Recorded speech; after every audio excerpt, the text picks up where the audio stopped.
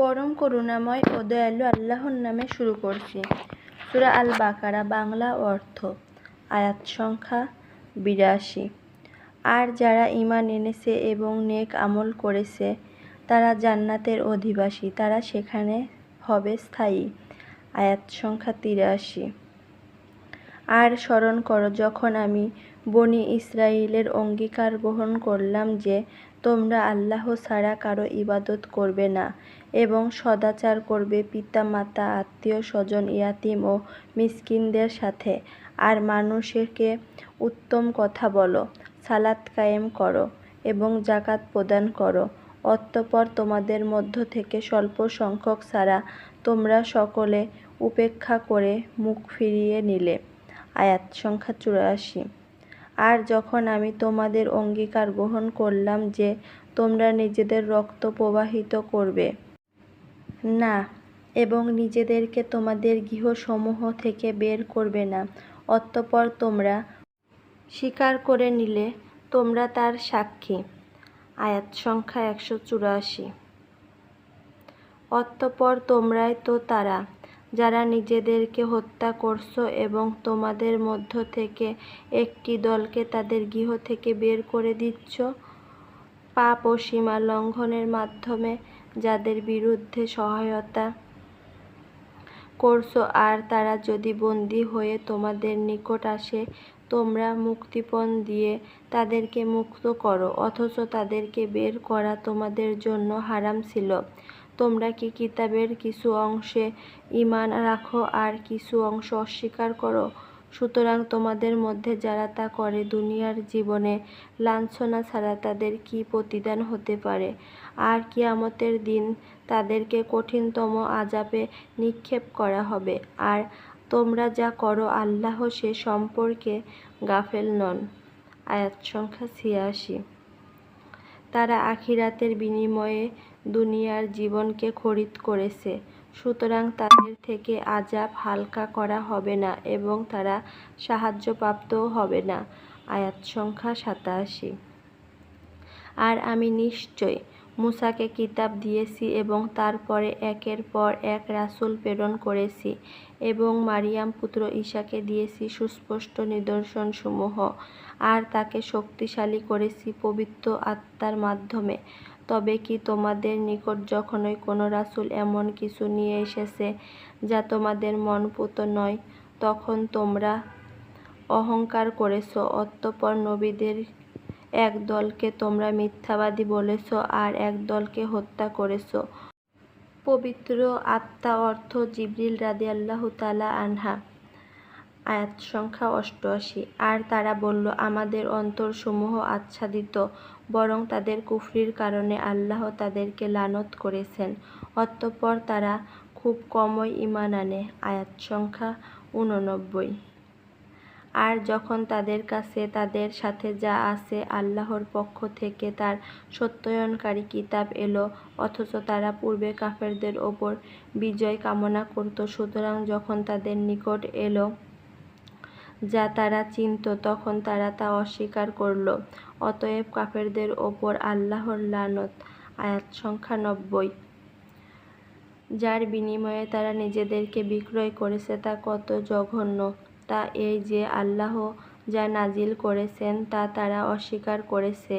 এই জিহাদের বর্ষবর্তী হয়ে যে আল্লাহ তার বান্দাদের মধ্যে থেকে যাকে ইচ্ছা তার ওপর তার অনুগ্রহ নাজিল করেছেন, সুতরাং তারা ক্রোধের ওপর ক্রোধের অধিকারী হল, আর কাফেরদের জন্য রয়েছে লাঞ্ছনাকর আযাব। আয়াত সংখ্যা ৯১। আর যখন তাদেরকে বলা হয়, আল্লাহ যা নাজিল করেছেন তোমরা তার প্রতি ঈমান আনো, তারা বলে, আমাদের প্রতি যা নাজিল হয়েছে আমরা তা বিশ্বাস করি, আর এর বাইরে যা আছে তারা তা অস্বীকার করে, অথচ তা সত্য। তাদের সাথে যা আছে তার সত্যায়নকারী। বলো, তবে কেন তোমরা আল্লাহর নবীদেরকে পূর্বে হত্যা করতে, যদি তোমরা মুমিন হয়ে থাকো? আয়াত সংখ্যা ৯২। আর অবশ্যই মূসা তোমাদের নিকট সুস্পষ্ট নিদর্শনসমূহ নিয়ে এসেছে। অতঃপর তোমরা তার পরে বাছুরকে উপাস্য রূপে গ্রহণ করলে, আর তোমরা তো জালিম। আয়াত সংখ্যা 93। আর স্মরণ করো যখন আমি তোমাদের প্রতিশ্রুতি গ্রহণ করেছিলাম এবং তোমাদের ওপর তুরকে উঠিয়েছিলাম, বলেছিলাম, আমি তোমাদেরকে যা দিয়েছি তা শক্তভাবে ধরো এবং শোনো। তারা বলেছিল, আমরা শুনলাম এবং অমান্য করলাম। আর তাদের কুফরির কারণে তাদের অন্তরে গো-বাছুর প্রীতি সিঞ্চিত করা হয়েছিল। বলো, তোমাদের ঈমান যার নির্দেশ দেয় কত মন্দ তা, যদি তোমরা মুমিন হয়ে থাকো। আয়াত সংখ্যা 94। বলো, যদি অন্যান্য মানুষ ছাড়া আল্লাহর নিকট আখিরাতের আবাস শুধু তোমাদের জন্যই নির্দিষ্ট থাকে, তবে তোমরা মৃত্যু কামনা করো, যদি তোমরা সত্যবাদী হয়ে থাকো। আয়াত সংখ্যা 95। আর তারা কখনো তা কামনা করবে না তাদের হাত যা পাঠিয়েছে তার কারণে। আর আল্লাহ জালিমদের সম্পর্কে অধিক জ্ঞাত। আয়াত সংখ্যা 96। আর তুমি তাদেরকে পাবে জীবনের প্রতি সর্বাধিক লোভী মানুষরূপে, এমনকি তাদের থেকেও যারা শিরক করেছে। তাদের একজন কামনা করে যদি 1000 বছর তাকে জীবন দেওয়া হতো, অথচ দীর্ঘজীবী হলেই তা তাকে আযাব থেকে নিষ্কৃতি দিতে পারবে না। আর তারা যা করে আল্লাহ সে সম্পর্কে সম্যক দ্রষ্টা। আয়াত সংখ্যা 97। বলো, যে জিবরিলের শত্রু হবে সে অনুশোচনায় মরুক, কেননা নিশ্চয় জিবরিল তার আল্লাহর অনুমতিতে তোমার অন্তরে নাজিল করেছে তার সামনে থাকা কিতাবের সমর্থক, হিদায়াত ও মুমিনদের জন্য সুসংবাদ রূপে। আয়াত সংখ্যা 98। যে শত্রু হবে আল্লাহর, তার ফেরেশতাদের, তার রাসূলগণের, জিবরিলের ও মিকাঈলের, তবে নিশ্চয় আল্লাহ কাফেরদের শত্রু। আয়াত সংখ্যা 99। আর আমি অবশ্যই আমার প্রতি সুস্পষ্ট নিদর্শনসমূহ নাজিল করেছি, ফাসিকরা ছাড়া অন্য কেউ তা অস্বীকার করে না। আয়াত সংখ্যা 100। তবে কি যখনই তারা কোনো ওয়াদা করেছে তখনই তাদের মধ্যে থেকে কোনো এক দল তা ছুঁড়ে মেরেছে, বরং তাদের অধিকাংশ ঈমান রাখে না। আয়াত সংখ্যা 101। আর যখন তাদের নিকট আল্লাহর কাছ থেকে একজন রাসূল এলো তাদের সাথে যা আছে তা সমর্থন করে, তখন আহলে কিতাবের একটি দল আল্লাহর কিতাবকে তাদের পেছনে ফেলে দিল, এভাবে যে মনে হয় যেন তারা জানে না। আয়াত সংখ্যা 102। আর তারা অনুসরণ করেছে যা শয়তানরা সুলাইমানের রাজত্বে পাঠ করত, আর সুলাইমান কুফরি করেনি, বরং শয়তানরা কুফরি করেছে। তারা মানুষকে জাদু শেখাতো এবং তারা অনুসরণ করেছে যা নাজিল করা হয়েছিল বাবেলের 2 ফেরেশতা হারুত ও মারুতের ওপর। আর তারা কাউকে শেখাতো না যে পর্যন্ত না বলতো যে, আমরা তো পরীক্ষা, সুতরাং তোমরা কুফরি করো না। এরপরও তারা এদের কাছ থেকে শিখত, যার মাধ্যমে তারা পুরুষ ও তার স্ত্রীর মধ্যে বিচ্ছেদ ঘটাত, অথচ তারা তার মাধ্যমে কারো কোনো ক্ষতি করতে পারত না আল্লাহর অনুমতি ছাড়া। আর তারা শিখত যা তাদের ক্ষতি করত, তাদের উপকার করত না, এবং তারা অবশ্যই জানত যে যে ব্যক্তি তা ক্রয় করবে আখিরাতে তার কোনো অংশ থাকবে না, আর তা নিশ্চিতরূপে কতই না মন্দ যার বিনিময়ে তারা নিজেদেরকে বিক্রি করেছে, যদি তারা জানত। আয়াত সংখ্যা 103।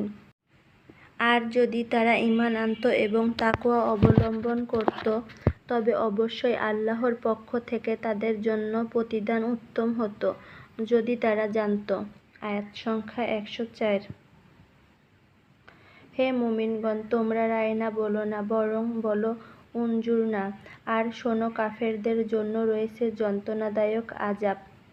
রাসূলুল্লাহ সাল্লাল্লাহু আলাইহি ওয়াসাল্লাম এর সাথে কথোপকথন বা তার কাছ থেকে শিক্ষা গ্রহণের সময় মুমিনগণের বুঝতে সমস্যা হলে তারা বলতেন, রায়না, অর্থাৎ আমাদের প্রতি লক্ষ্য করুন এবং ধীরে বলুন। শব্দটির আর একটি অর্থ বোকা। ইহুদীরা তা শোনে, সে অর্থে ব্যবহার শুরু করল এবং নিজেরা হাসি ঠাট্টা করতে লাগলো, তখন আল্লাহ তাআলা উক্ত অর্থবোধক শব্দটির পরিবর্তে পরিষ্কার অর্থবোধক শব্দ উনজুরনা অর্থাৎ আমাদের প্রতি নজর দিন শব্দটি ব্যবহার করার নির্দেশ দিলেন। আয়াত সংখ্যা 105। আহলে কিতাব ও মুশরিকদের মধ্য থেকে যারা কুফরি করেছে তারা চায় না যে তোমাদের রবের পক্ষ থেকে তোমাদের ওপর কোনো কল্যাণ নাজিল হোক, আর আল্লাহ যাকে ইচ্ছা তাকে তার রহমত দ্বারা খাস করেন এবং আল্লাহ মহান অনুগ্রহের অধিকারী। আয়াত সংখ্যা 106। আমি যে আয়াত রহিত করি কিংবা ভুলিয়ে দেই তার চেয়ে উত্তম কিংবা তার মতো আনয়ন করি। তুমি কি জানো না যে আল্লাহ সব কিছুর ওপর ক্ষমতাবান?